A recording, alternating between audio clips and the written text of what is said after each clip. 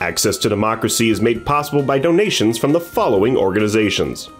Thomson Reuters, a global company with expertise and insight to unravel complex situations in the areas of law, tax, compliance, government, and media. Their worldwide network of journalists and editors keep customers up to speed on relevant global events. Thomson Reuters, the answer company. The division championship Minnesota Twins are looking to go all the way to the World Series in 2024. Bolstered by inspirational shortstop Carlos Correa, a healthy Brian Buxton, and rookie phenom Royce Lewis, plus a pitching staff led by Pablo Lopez and an outstanding bullpen featuring Johan Duran, the Twins are the best bargain in the major leagues, and Target Field is the best venue in baseball.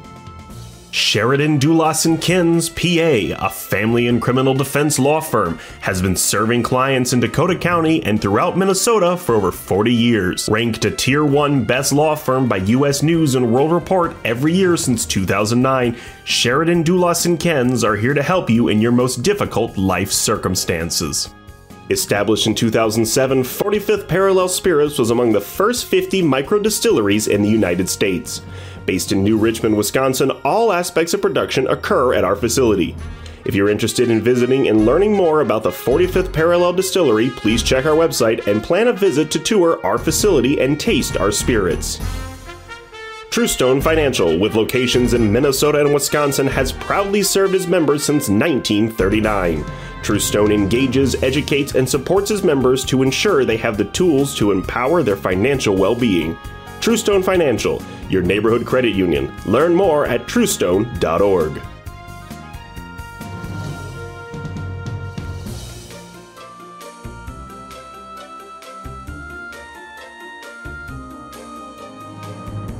This is Access to Democracy. Welcome and thank you for joining us. I'm Bill Raker, your host. Today we have in the studio with us guests from the Alzheimer's Association of Minnesota and North Dakota. And they're repeat guests on our program because earlier this year we had them come by and started the conversation about the association's work and the Twin Cities Walk to End Alzheimer's, and we've decided to have them back. So welcome to Heidi Haley Franklin, who is the VP of Programs, and welcome to Jennifer Hendrickson, Director of Walk to End Alzheimer's in the Twin Cities. Ladies, welcome back to Access to Democracy. Hello. So we have a couple of things we want to focus on today. Heidi, when you were with us last time, you talked a lot about services and programs that the association makes available to lots of different constituents. But there was more to talk about. So that's why we're inviting you back, and we'll start with you, and then we'll go over and talk to Jennifer about the Twin Cities Walk. Okay? Mm-hmm. So just remind our viewers, what's the mission of the Alzheimer's Association for Minnesota and North Dakota? Sure. So the mission of the Alzheimer's Association is a world without Alzheimer's and all other dementias. And we do that in a number of ways. One is by accelerating research. The second way we do that is by driving risk reduction and early detection of dementia and diagnosis, of course. And the third is providing quality care and support to everybody who is impacted or potentially impacted in the future. That's a really important mission for the organization. So tell us what some of these services and programs are that individuals or families or organizations can avail themselves of.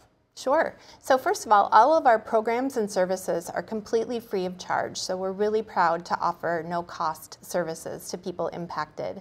One of the key programs that we talk a lot about is our 24/7 helpline.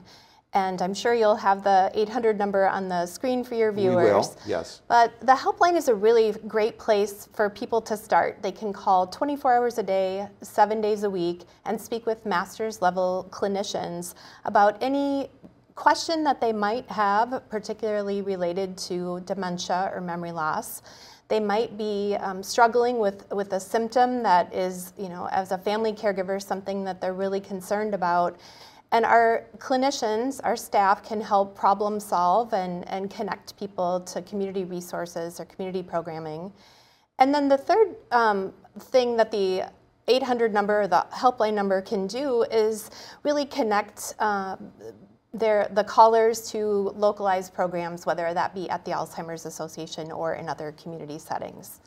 So this resource is available to anyone in Minnesota and North Dakota, is that correct? That's correct. And in fact, the helpline is available in all of our states. So our helpline is answered from our home office is in Chicago.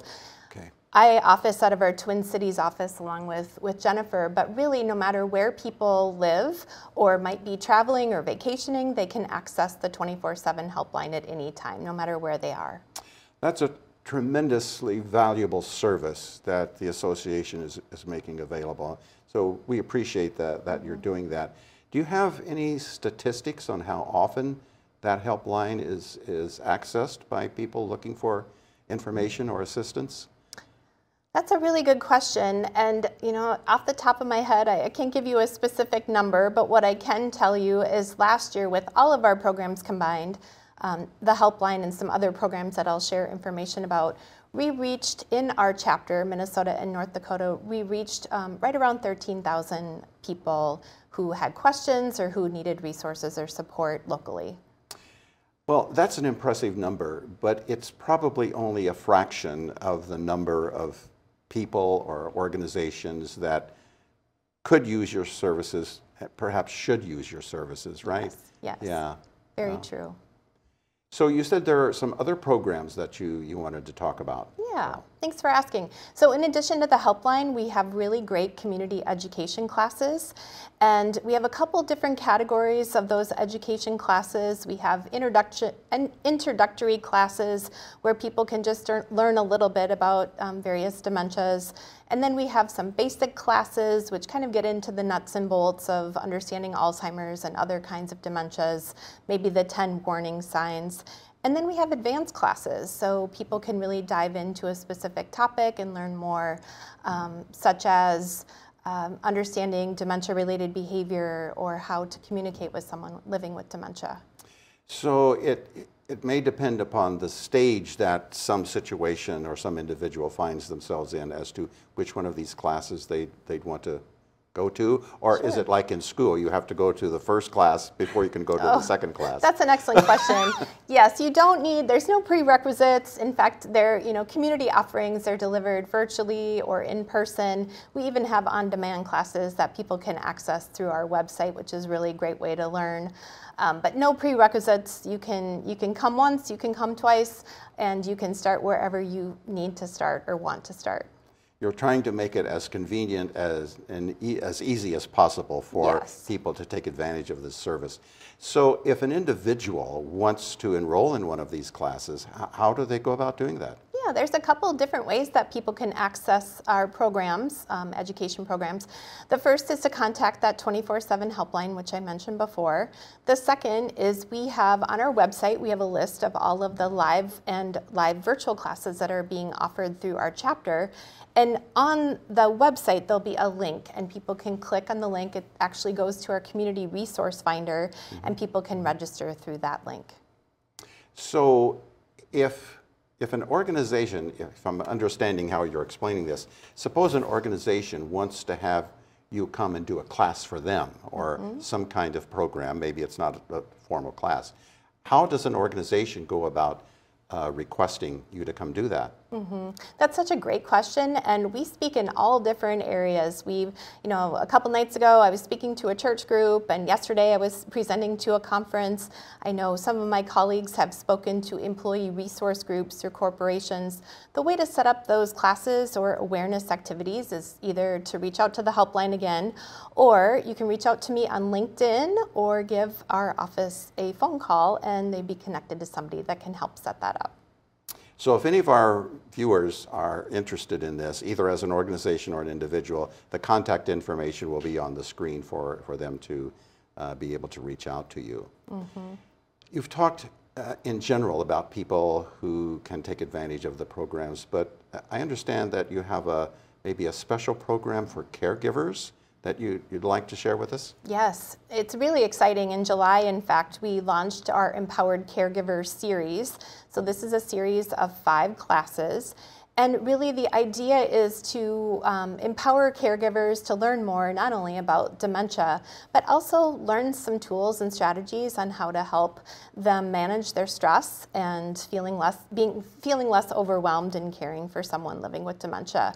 So the topics range from learning how to support independence, how to support the person living with dementia with their independence.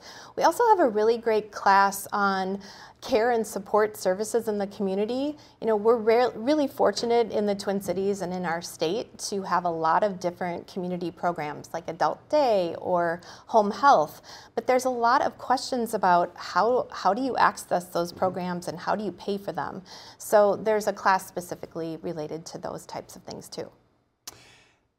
In general, there are two kinds of caregivers. One class would be the professionals, those who Yes. run organizations or work at organizations where they're paid to provide caregiver services. The other would be like unpaid family members Yes. or very close friends or relatives. Do you distinguish between those two different kinds of caregivers in the classes? Yes. Essentially, there are two different, types, like you were describing, of caregivers. Our general education that I mentioned, including the Empowered Caregiver series, are really designed for general public. So those unpaid family or friend caregivers, not necessarily those skilled paid professionals that might be caring for someone with dementia. For professional caregivers, we do have options as well, professional training.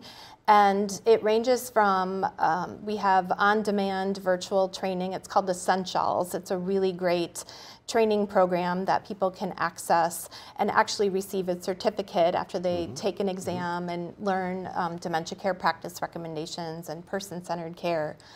So that is one really excellent way that the professionals who might be caring for someone maybe in a long-term care facility could take advantage of. And you can find that information on our website as well.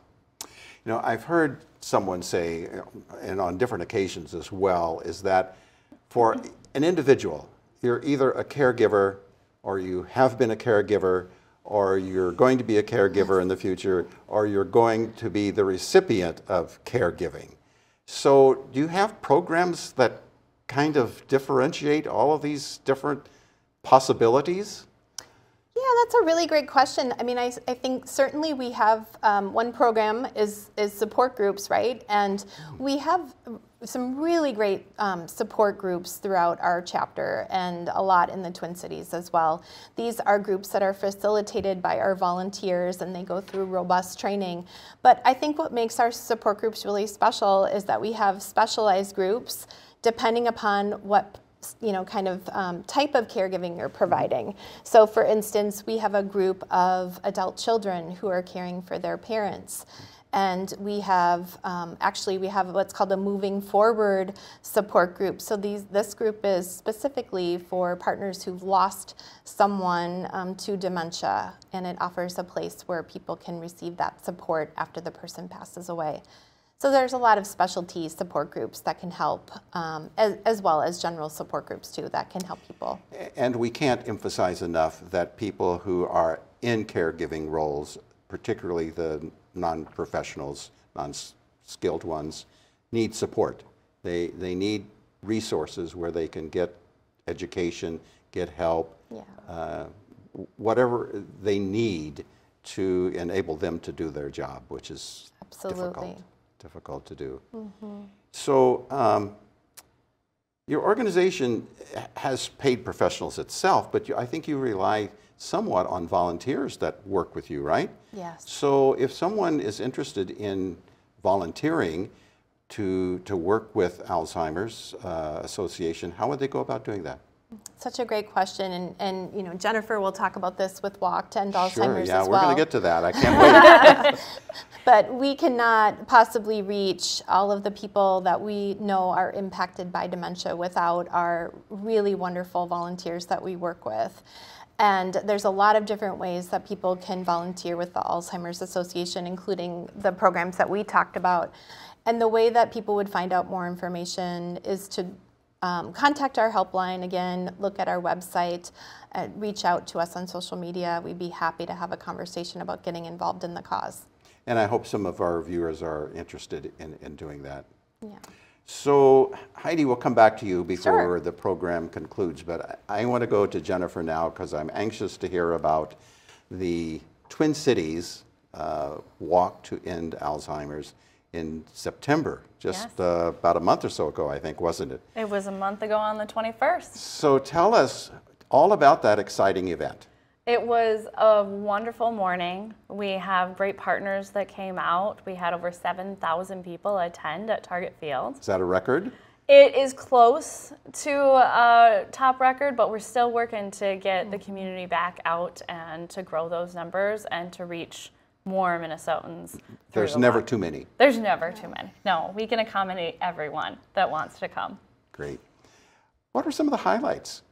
We partner with Telemundo, Minnesota, so part of the day we were able to offer in Spanish, which is really excellent for our community. And we have our Promise Garden, where we have a flower. We have 4 different colored flowers that represent the different connections to the cause. So our caregivers that we're talking about carry the yellow flower, and those people like myself who's lost a loved one carry our purple flower. And so we're able to close the streets of Minneapolis and walk with our flowers and turn the streets purple. Well, how long does the walk take? The walk is either a 1 mile or just over 2.5 miles. So it depends on which route you go and depends on your speed.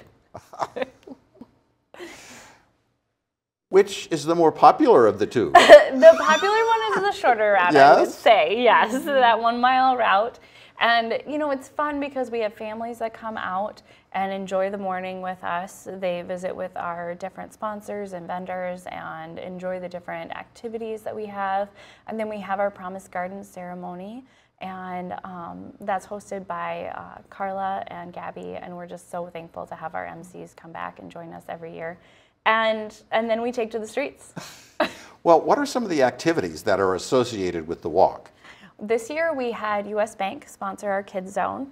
We have lots of fun activities. We had princesses out that were taking pictures with the kids. We have fun yard games, face painting, lots of activities like that. And then this year we had a new caregiver corner. Danaher came out and sponsored our caregiver corner, where we were offering more resources to those people that are caring in whichever way they're caring for a loved one. Well, that means it's something for everybody, something for the entire family if they want to come out for the event as well. And you have vendors that are part of this. What are some of the vendors, and what do they do there? Yeah, so the sponsors that come out, they might host a table or host an area. We had, because we hosted at Target Field, Artist Senior Living hosted our giveaway at the gate sponsor this year. That was also new. So the activity of handing out information or talking with individuals, most of, I would say a large percentage of the people that are coming in are new. 30 to 40% of the people that visit with us at the walk are new to the association. So they're eager to get resources, eager to connect, and to know that they're not alone on this journey. Which is an important thing for people to know. Yes, Right. very much so. Do you have prizes? Do you give away awards or things? We have top teams. We have a celebration event coming up that Starkey is hosting on November 13th. And we are giving out our awards to our top company teams. We have national teams that we award, friends and family. We even have a rookie team of the year. So do these teams know that they have won, or is this still a secret do, like they do. the Academy Awards? They do. We put them up on the Jumbotron at Target Field. What can you share some of the winners with us? Yes, we were excited that Jim and Carmen Campbell were our top fundraisers. They raised over $50,000 as individuals. They were our individual families. Amazing. Yes, and we were able to highlight some of our other corporate teams as well. But it was really great to see people coming out in larger teams this year, the new teams. So, yeah. Do you have a limit on the size that a team can be? You know, most teams are an average of 8 to 10 people, but we don't put a limit on it. If you guys want to bring people out in the hundreds, we'd welcome that. We'd encourage t-shirts. We want to know who you're walking with, if it's United Healthcare in their walk t-shirts, and if it's LifeSpark or whoever it might be that's wearing their corporate shirts and volunteering, we love to have them out. Sure, sure. Do you have any celebrities on hand? Carla Hultz is out. She comes out, mention Carla. and we also have lots of mascots too. So we had some fun celebrities that come out in their costumes per se as mascots too. So. And who might the mascot be? Not who's in the costume, but who's the mascot? Let's see. This year we had. You're going to get me on their names too. We had the Lynx come out, and we had the Twins mascot out as well. We always love to have more mascots joining us because the kids really love it. Goldie was not there. Oh, no, all right. not this let's year. get with it. Yeah. Yes, yes. I think. Well, when it was the wild opening, so we weren't able to have certain mascots when they're out of town. So this year was a big success. It sounds like a lot of fun. How many funds did you raise? So currently, we've raised over $1.1 million just through the Twin Cities Walk. Congratulations. Thank you. We still are fundraising. We're working to make a big impact so that all of the resources that Heidi shared about can be funded, and even more. We fundraise and raise for research in the area and across the globe too. So. We're working on a goal of $1.5 million in the calendar year. So we are working hard to get there. Okay, friends, they need your support. They need your help. Let's get with it. But this isn't the only walk to end Alzheimer's that you have in Minnesota, is it? No. No, tell us a little bit about where some of the others are and when they are, if you can. Yeah, so most of our walks happen in September, and they are, our closest one I would say would either be St. Cloud, Mankato, or Rochester. Those are our next closest, but we have a dozen or so in Minnesota, and in our chapter we have 17 walks. Across the nation, there's over 600 walks. Impressive. And we're number 3 right now, the Twin Cities Walk is. Congratulations. Thank you. Is this number 3 in terms of the size, the turnout for it, or the funds that you raise, or both? Funds raised, I would say for the turnout, for the amount of people attending, we are probably number 1 in that aspect. But for funds raised, we are number 3. And we're growing. We have till the end of 2024 to get there. That's awesome. That is also inspiring. Yes. That you're having such success, because a lot of work goes into putting these things on, right? All year. Jennifer? Yes, we have committee members working hard. Need any volunteers on any of those committees? We do. So we All right, viewers, listen up now. We have an experience committee if people like to roll up their sleeves and make sure that we have, in-kind donations, we have entertainment along the walk route, we have people coming out that are donating their time or their services, and we also have committee members that call out to the community. So you might see them at a farmer's market, an art fair, a community center, talking about the Walk to End Alzheimer's. And we have volunteers that are there to connect with individuals and make sure that they know about our resources. So having such a successful event here in 2024, you must be looking forward to 2025. Oh, I am. I'm already laying the groundwork. Well, tell us about what you're planning. What's your vision? What do you think you're going to do in 2025? Well, I'm working on getting corporate partners involved right now. A lot of people are planning out their next year, want to get their company, their team involved. We're talking sponsorships already so that we can get people on our posters, our advertising, and have their name connected with the walk, because it's a great community event. And growing their teams. So if they had a team of 2 or 3 people and they want to grow it to 10 or 12 people, I'm here to help them do that, and to do fundraising, maybe around the holidays with the fall season. There's lots of pumpkin carving contests right now that are fundraisers, or spooky movie nights, and we try to have a little bit of fun with it. So I'm laying that groundwork while finishing the year strong too. Okay, so do you have a teaser for next year for maybe individuals who want to participate, or for sponsors? Well, I don't necessarily have a teaser, but you can learn more at the November 13th event at Starkey. We'll be sharing about that on our social media, and you can reach out to me about that for more details. But it's a great place to learn about the walk. We'll be hosting it in September next year. Okay. We have to wait for the twins to get their schedule and concert schedules to happen to get our date. But we'll be hosting it in September of next year. And I hope to grow by another 1,000, 2,000, 3,000 people. So as we talked about, you know, reaching the 13,000 people, we've got more people to reach in Minnesota. Well, that's exciting to look forward to, and hopefully some of our viewers will help you achieve or surpass those goals that you have in terms of participation and funds that you're raising. I sure hope so. Yes, good luck with that. Thank you. Jennifer, we appreciate it. Heidi, we'll come back to you for a moment. I wanted to ask, are there some organizations that you partner with or coordinate with or help you in preparing and delivering these programs that you have available?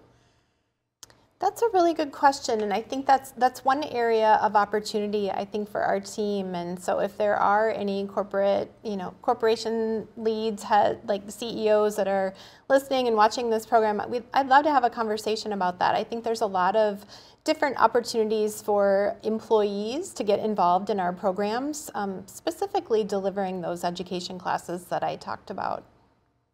And what kind of people would you be looking for maybe to help conduct some of these classes? What are some of the requirements that you would have them? Yeah, that's a really good question. I think people who, you know, are not afraid to get up and share information or share their story about, you know, maybe being connected to dementia in some way or maybe not. Somebody who is very excited about meeting new people and making new connections. But aside from, you know, the presentations that we have, they are all, you know, already like prepackaged, they're plug and play, pretty easy, and we make it easy for new volunteers or new educators. We partner with them, we coach them, mentor them, help them kind of get up to speed on all of the content if they're not familiar with it, and then they're set to go. So we make it pretty easy for people. So if people have personal stories that they're willing to share, that can be very impactful, very helpful. So you would encourage people to come forward if they have some things in their personal life that they would like to share with others, right? Mm-hmm. Absolutely. It can be really therapeutic to share you know, your story with dementia or Alzheimer's. And talking about your why, I think it really creates an authentic relationship or, you know, authentic connection with the audience, and sort of helps the audience connect with that particular presenter or educator. Well, we have a minute or so left in the program. So a final thought, Jennifer, about the Twin Cities Walk, either this year or next year? Make sure that you keep a lookout for the September date for 2025 so that you can join us at Target Field. Hope to see you there. Hope to see you there, yes. You'd like to say, right? Yes. Mm-hmm. Heidi, any final thoughts from the programs and services that you are affiliated with? Yeah, I just want to stress that for those of you that might be watching, and for you and for all of your team, you know, help and hope is never too far away. The Alzheimer's Association can really help support a person who's impacted themselves personally by dementia, or their family, friends, or the professionals that might be caring for them. And we have a wealth of resources and information, and happy to talk with anyone anytime about that. Well, sharing information about Alzheimer's and dementia is really an important subject to be talking about. We've been privileged to have Jennifer and Heidi with us this afternoon. Hopefully for our viewers, you've benefited from this, and if you have a story to share or want to get involved as a volunteer, please contact them. Thanks for watching Access to Democracy.